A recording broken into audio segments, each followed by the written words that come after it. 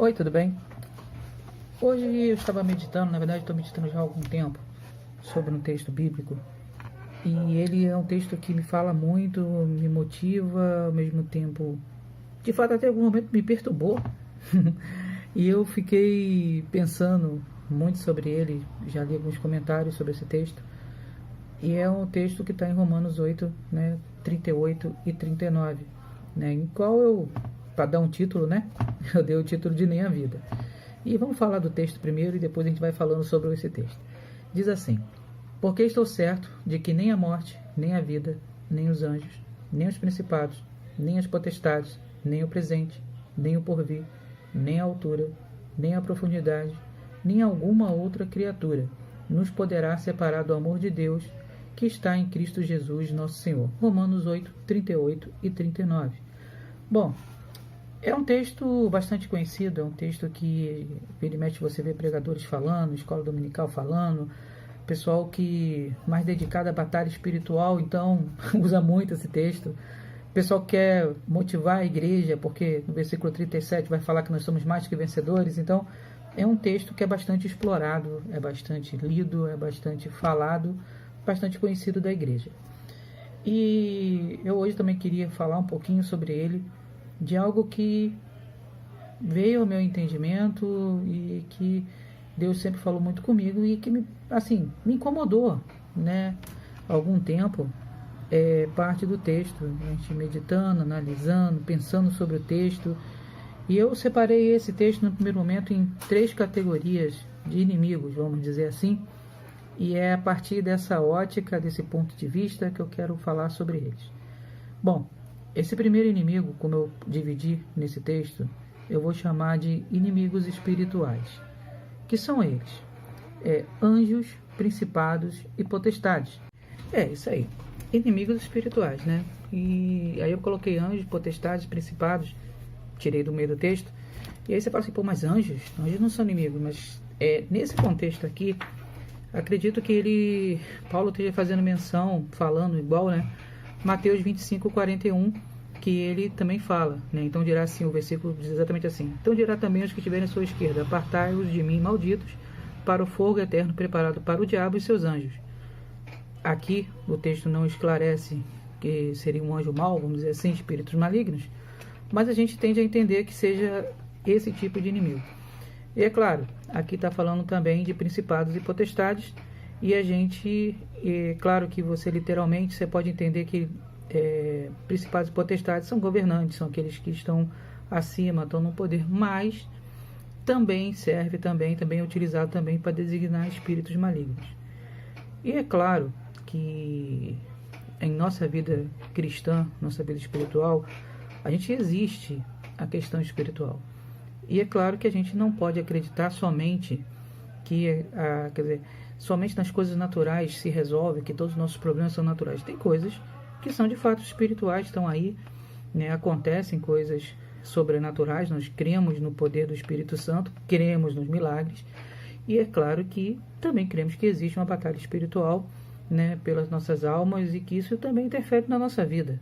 É impossível não dá para crer em Deus e não crer que o inimigo está aí também fazendo suas artimanhas, tentando nos derrubar a todo momento. Ou seja, nesse texto, né, ele é claro em dizer que nem esses inimigos podem se separar do amor de Cristo, né? Então, a gente tem essa primeira classe de inimigos, há uma batalha realmente, há uma luta tremenda, e também tem esse peso espiritual, há esse inimigo espiritual também, e qual ele não pode se separar do amor de Cristo. Mas esse não é o único inimigo. Também existem os inimigos naturais. Os inimigos naturais são os mais fáceis, né, para a gente entender, para a gente aceitar e para a gente não discutir, não debater, né, que ele bota no texto, que é altura, profundidade e criaturas. É claro, se um homem cair de uma grande altura, possivelmente ele pode morrer, quebrar um braço, quebrar uma perna, ele vai realmente se machucar. Se ele realmente for uma grande profundidade, né, e não tiver com equipamento próprio para isso também, provavelmente também ele vai morrer também, vai ser arrastado pelas águas, não há condição da gente estar nisso. E existem criaturas. É claro que o reino, a terra, tem vários animais, várias criaturas que de fato podem matar o homem, né, por várias coisas. Você pode ter de cobras, você tem de animais violentos, você tem tigre, tem leão, tem elefante, tem uma série de coisas. E quando fala criatura, a gente também tem que pensar também que criatura também é um homem, que também pode te fazer mal também, pode fazer mal a mim, né? A violência está aí estabelecida no mundo, né? E a gente vê que o homem tem destruído, tem matado, tem agredido seu semelhante de uma forma absurda.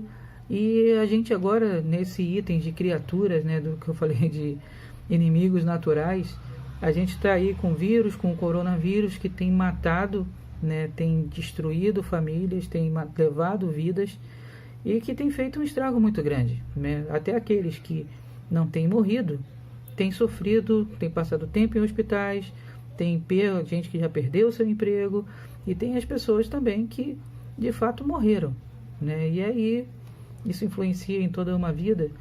E uma criatura, um simples vírus, né, ele paralisou o país, o mundo, né, de uma maneira tal que aí quando mexeu com a economia, mexeu com tudo. Ou seja, esses inimigos, né, que eu estou falando que são naturais, eles influenciam na minha vida, na sua vida, na vida de todos nós que estamos nessa terra.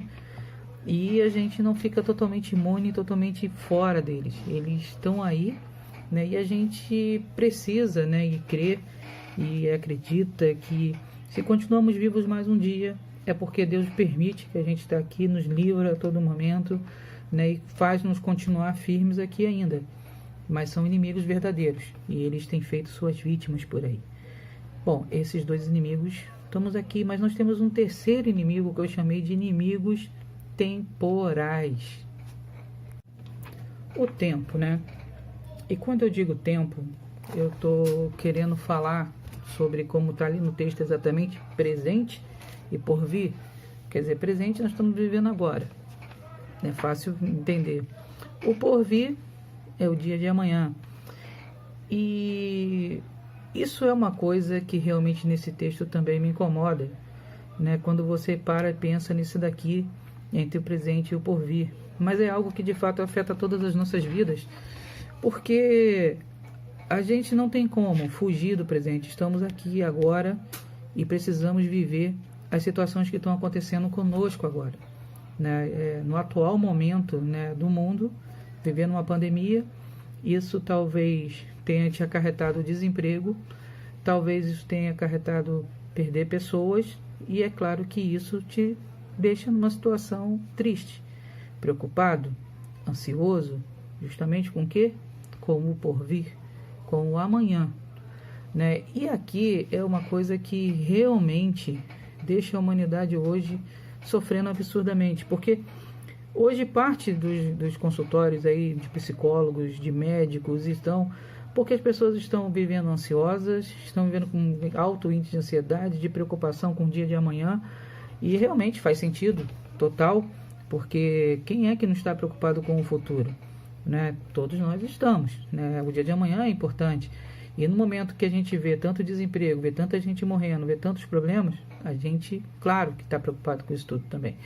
Mas esse é um aspecto, né, dessas duas coisas temporais que realmente são importantes. Mas o amor de Cristo, ele é tão grande, né, tão tremendo e tão poderoso, que ele nos alcança apesar dos nossos erros. O grande problema aqui é que o sentimento de culpa muitas das vezes nos paralisa. O sentimento de culpa faz que a gente não sinta esse amor. O sentimento de culpa faz com a gente se acha indigno, não merecedor. É claro que aqui, teologicamente, é aquela história, quem é merecedor? Não, a gente não merece, mas Deus nos ama. A gente não merece salvação, mas Deus nos ama. E nos ama de tal maneira que deu seu Filho unigênito. Está lá em João 3,16. E isso é um presente de Deus para cada um de nós. E o inimigo, né, como eu coloquei, né, esses inimigos espirituais, eles trabalham muitas vezes na mente das pessoas e para aumentar esse sentimento de culpa, aumentar esse sentimento de que você não é capaz, você não é merecedor, que você não pode, todos os outros merecem salvação, mas você não merece. E Deus está falando hoje para cada um de nós que não, nós merecemos a salvação sim, de que Ele nos deu, porque Ele é que nos está dando, é um presente de Deus. Se hoje você está aqui, vivo, ouvindo esse vídeo, né, e você está em comunhão com a sua família, e você está trabalhando, e você tem comida na sua mesa, você tem um teto sobre a sua cabeça, isso é presente de Deus para você. Isso mostra que Deus está cuidando da sua vida, que apesar de você achar que está distante, e você de repente não está sentindo a presença de Deus, mas Deus está te livrando a cada momento, está suprindo a sua necessidade a cada momento, e está trabalhando na sua vida. Deus está trabalhando na sua vida. Para que Deus está trabalhando na sua vida? Em todos esses momentos, todas essas batalhas, essas lutas.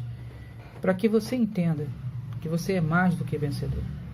O que Deus está mostrando para você é que todas essas dificuldades que você passou, nessas lutas do passado, e você caminhou até aqui, Ele caminhou contigo, porque se você ainda está aqui, nesse momento presente, isso é presente de Deus na sua vida. E aí Ele tem um motivo, Ele tem uma causa, Ele tem algo que quer fazer ainda na sua vida, Ele quer fazer algo maravilhoso na sua vida, e quer que você entenda de que você é amado dEle, que Ele fez um sacrifício tremendo pela sua salvação, e que Ele quer transformar a sua vida, e não importa, né, o que aconteceu até aqui, o que te trouxe até esse momento. Nesse momento da vida talvez esteja muito difícil, de fato tem muitas pessoas passando por muita dificuldade, por muito problema, mas o que Deus quer fazer na sua vida é tremendo. Ele quer transformar, Ele quer modificar completamente a sua história. E essa história vai começar a partir do momento que você aceite de que você não é não merecedor, você é merecedor. Que você comece a reconhecer que você merece a salvação de Deus na sua vida, que você não pode ser separado do amor de Cristo, porque Ele é tão tremendo, que apesar dos erros que você cometeu, Ele te perdoa, Ele é capaz de te perdoar, Ele tem essa capacidade, Ele tem esse poder para transformar a sua vida. E isso tudo aconteceu até agora, e talvez esteja tudo tão ruim. Ele quer dizer o seguinte: hoje vou mudar a sua vida, vai mudar para melhor. Uma nova história Ele tem para você, uma vida de vitória, aonde de repente hoje você se vê como um derrotado. Ele está dizendo para você: você é mais do que vencedor, né? Porque todo esse texto, o que ele está querendo dizer para você: olha, talvez você esteja muito desanimado, muito triste, pensando em coisas absurdas, achando que não há mais esperança, mas há esperança sim em Cristo Jesus. E essa esperança que vai transformar a sua vida. E o que você precisa hoje é tão somente crer e acreditar que o melhor de Deus ainda está por vir, né? Então, nesse momento, para encerrar aqui essa meditação, eu quero ler mais um versículo, que é o versículo anterior, que está no Romanos 8:37, diz exatamente assim: mas em todas estas coisas somos mais do que vencedores por aquele que nos amou. Ou seja, em todas essas coisas que passaram, de dificuldade, de problemas, de tristezas, de infelicidades, né, que você está passando, em todas essas coisas você é mais do que vencedor. Você merece, e Deus está com você para te fazer um grande vencedor. E não importa aquilo que veio no passado, o que importa é que Deus tem para frente. O presente, você chegou até aqui, é presente de Deus. E olha só, o porvir, deixa essa ansiedade de lado. Esqueça a sua ansiedade. Deixe de ficar ansioso e passe a confiar em Deus. Descansa no Senhor. E o mais Ele fará para a sua vida. Hoje o que o Senhor está falando para você é que você é mais do que vencedor. Em nome de Jesus. Amém.